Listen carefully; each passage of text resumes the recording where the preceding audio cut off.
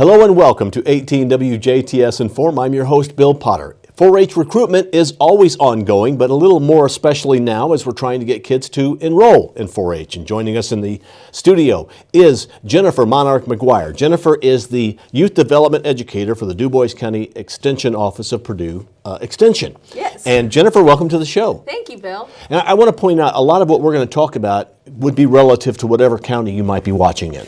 That's correct. Yes, the enrollment works the same way across all of Indiana. So, yeah.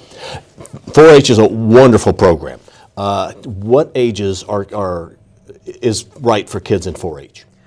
So anyone when what we tend to do, we don't go by age, we usually go by grade. Mm-hmm. So anyone in grades K through 2, like right now, or not K through 2, K through 2 right now can join mini 4-H, and then 3 through 12 can join regular 4-H. So really anyone in K through 12 can join the 4-H program. Okay, and that's why when somebody's a senior in high school, we refer to them as a 10-year member, because they've generally been a 10-year member. Well, a lot of times if you join as soon as possible in 3rd grade and then stay in it all the way up until you're a senior, you are considered a 10-year member and you've been in the regular 4-H program for 10 years. However, we welcome people at all ages, and yes, we've had lots of success with members who have joined even as late as high school, and they've still gotten a lot out of it. Yeah, I'm really glad you pointed that out, because you can join 4-H anytime. If you've decided now that you want to be a 4-H member and you're a senior in high school, you can join. That's okay. Yeah. And actually we've had that before. Someone who maybe wanted to participate with our livestock judging contest, or was really involved in their FFA program and realized what else they could do with 4-H. They joined later. We had someone actually who joined as a 9th grader because of a friend, mm-hmm, and then she got, and her last year in, she joined junior leaders, and then she went on to help plan the state junior leader conference, and went to that and did a lot from that. So, and she was only in it for 4 years. So you can get a lot out of our program no matter how long you're in it. Now, recruitment is going on right now. Yes. And there is a deadline date, but people still can join after the deadline date. Technically, yes. Yeah, we have a targeted enrollment deadline of January 15th. And the reason why we think it's important for everybody to enroll by that day is because after that day, clubs start to meet, we start to have programs, you start to miss out on the aspects of our program. And there is a $15 state program fee for the year, so we would like for you to get your full money's worth and enroll by January 15th so you can, do things all year round for 4-H. But if you've missed that date, if you realize, if you wake up January 16th, oh my gosh, I forgot to enroll in 4-H, it's okay. Just contact our office. Our number is 812-482-1782, and then we can help get you signed up. It's okay. We're not going to say, oh, you missed the deadline, you're done. So now, to join 4-H, you do most of that online. Yes. But you could, if they needed to, go to your office. But yeah, most of it's done online. What do they need to know before they go online and start registering? Is it that difficult? It's not difficult, but yes, there are questions that you have to answer. So it's going to be important if you're completely new to 4-H. When you sign up, you will have to sign up for a 4-H club, and you will have to sign up for a 4-H project. So it might be helpful to contact our office first to kind of sort through, well, maybe what club should I join? How do these clubs work? And then what projects you can join. However, you can always sign up for something and then we can change it later. Okay. So it's not like just a done deal. Okay, I signed up for these 3 projects. I forgot I want to do one more. I can't add it now. No, that's not true. We can add all the way up until May 15th as far as projects go. And if you need to change a club, we can do that too. Now, how do you choose what club you're going to join? Because you could join 2 clubs, is that correct? Actually, there's not a technical limit to how many clubs you can join. Most people will limit it based on their time and availability. Sure. We don't have an official, like, you can only join this many clubs. We have 2 types of clubs in the 4-H program in DuBois County. They are what we call local clubs, or those are clubs that are basically what the kids all have in common is they're usually from a certain area. So there's a club that meets in Holland. If you're from Holland, most people will like to go to a convenient club meeting in Holland. So the kids there are all usually from Holland, go to Holland schools, and therefore that's what they have in common. But the club will cover a variety of projects because they're all in different projects involved in different things. Whereas we also have a county club or a project-based club. and those clubs are based on a project. And what everyone has in common there is a project, and they usually meet in more of a centralized location like the fairgrounds, where everyone will come there and then learn about the project. A good example of that one is shooting sports, where everyone comes there to learn shooting sports. So if somebody goes online today and signs up, and they sign up to be in, say, a club in Du Bois, and then 3 months later they decide they also want to do shooting sports, can they add that, and is it an extra fee?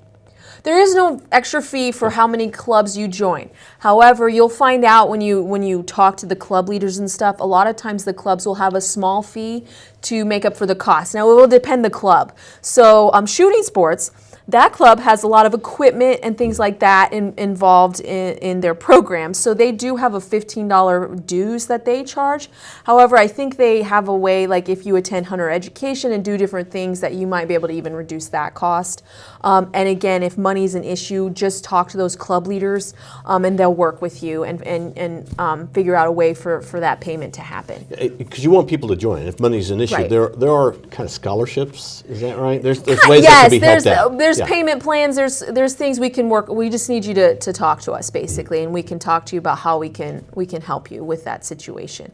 I know shooting sports, again, they have a lot of activities, so sometimes I have a lot of parents who help out. So sometimes that's if the parent helps out, then they'll waive part of their fee, things like that. So how much of a commitment are kids making when they commit to 4-H? It depends. I mean, you get what you put into it. So 4-H, I mean, you're going to get more out of it if you commit more to it. The same is true with sports or anything else. The more time and energy you put into it, the more you're going to get out of it. But it does depend. Some meetings, like a lot of the local club meetings I was explaining about that meet in different areas, those usually meet about once a month for an hour or two. Whereas like shooting sports, they will meet like every week starting in like maybe early February through like April. And they'll meet for at least 2 hours every night. So theirs is more condensed as far as when they meet, and they have a very structured program. So it kind of depends the club you join. And if you need more information to know what club to join, we have a listing that we can give you that has phone numbers for all of these club leaders, and they can talk to you about how their club works, when they meet, things like that. We hear a lot about spark clubs. So if you're going to join a spark club, is that considered one of those project clubs? Well, what a spark club is, and if some people are confused, a spark club is a short-term 4-H experience. So technically, someone could join a spark club, and that could be the only thing they do in 4-H, and that's okay. Other people might be in regular 4-H and then see a spark club come up that they want to do. They just add it on. And spark clubs only have to last about 6 hours of time. So we did a spark club in October. So there are some kids who are enrolled in 4-H right now that were in that spark club. But those are very sporadic, if you will. Those aren't consistent. I can't tell you necessarily like when our spark clubs will happen. It depends on volunteers and things like that as far as when those will take place. Now, 4-H enrollment really is for a year. It's really a January to a December. It's you get a if year you join membership. in June, you're not still a member in May. It's right, a whole right. year. Okay. It's not. It's It's not from a year from when you join. That's why, again, it's important to join now, because you're going to get the full experience out of 4-H. Whereas if you join, like you mentioned, in June, you're going to miss out on a lot, and there's a lot you can't do. So we do have deadlines throughout the year. There's certain things like May 15th is the deadline to identify animals. So if you join in June and you want to show an animal, well, that's not really, you can do a different thing with that animal, but you won't be able to show the animal because you haven't necessarily been raising it and working with it. So. How do you go online and register for 4-H? What do you do? We have a website address. It is in.4honline.com, and you can go there. You can type that exact address into your link, and it'll take you straight where you need to go. And then if you're not already in 4-H, you would go and you would create an account. If you are in 4-H already, you should hopefully have a password, an email and a password that you use, and you use that to log back in.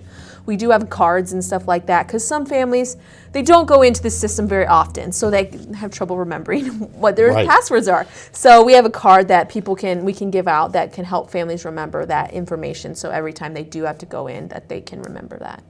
What if somebody is in Spencer County, but they'd like to join the club in DuBois County because they keep their animals on their grandparents' farm, which is in Ferdinand?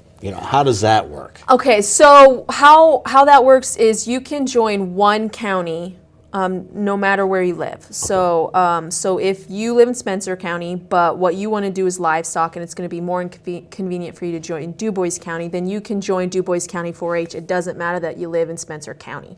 And but you would do everything through DuBois County 4-H. Now, the only time where some people can kind of be in two counties is if, so say we offered something in DuBois County that is not offered where their primary membership is.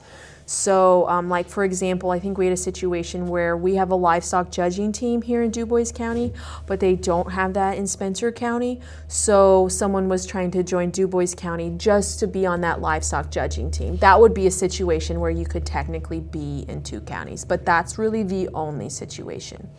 It sounds really all pretty flexible. I mean, you're going to make it work for the kids to be wherever. And I know this is a lot of information, especially for anyone who's new to the program. I remember, 3.5 years ago when I was just learning all about it, and it was very overwhelming. So all you have to do is call us, and we can really walk you through the process. We'd be happy to help. Okay, or call your local, if you're in Spencer County, or yes, if you're in call County, wherever you are. Call your local office, and you can. It's just a matter of Googling, Purdue Extension. If you're in Martin County, Purdue Extension, Martin County, and you should be able to find the contact information for that office there, and then call that office, and they can help walk you through it. Well, Jennifer, thank you very much for coming in. Thank you so much, Bill. Let's get our 4-H enrollment going right now. So take some time to enroll online. Thank you to Jennifer Monarch-McGuire, the Youth Development Educator for Purdue Extension in DuBois County. Thank you for watching WJTS. We're local people watching local people.